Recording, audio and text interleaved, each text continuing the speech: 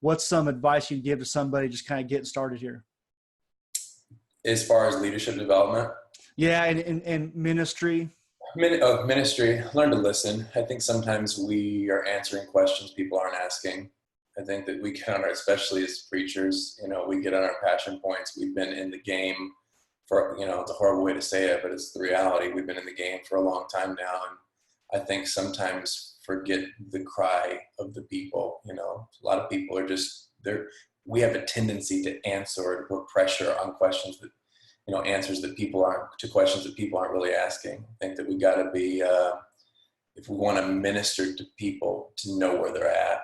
And I think that's why I am passionate about conversation, is because you have to be willing to embrace the reality that where you're at is not where most people are at.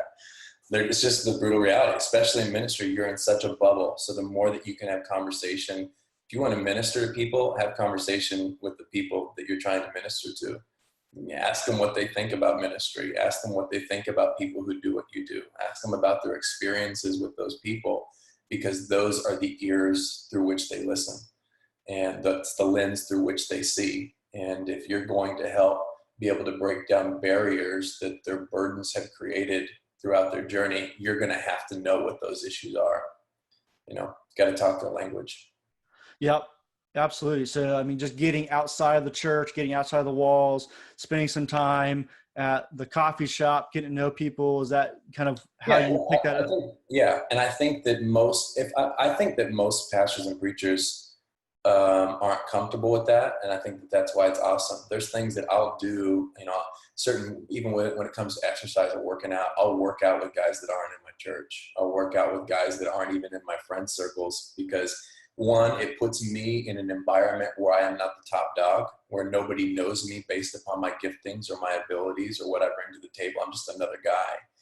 And so it puts me in a position where people will actually tell me the truth. I think people in ministry and people who have leadership clout and they're in positions of authority, you don't realize most of the time people are not honest with you because they're afraid of what might happen if they are, or how you might view them. And so the more that you can find ways to have authentic conversation in whatever way that works for you. For me, it works for the gym. Maybe for somebody else, maybe just striking up conversation with a stranger at Starbucks. But being willing as a leader to take yourself off of the pedestal, which is challenging, to be uncomfortable, which is also equally or even more difficult, for the sake of, actually hearing, for humanizing yourself so that you can understand what it's like to be human, even as you've pressed past certain positions that maybe you've been in the past, that you're not there anymore. What I'm saying is you conquer things in your spiritual journey that you're maybe not dealing with, but you forget that the majority of people are. And if you ever lose sight of that, I had a conversation. I was in a room once.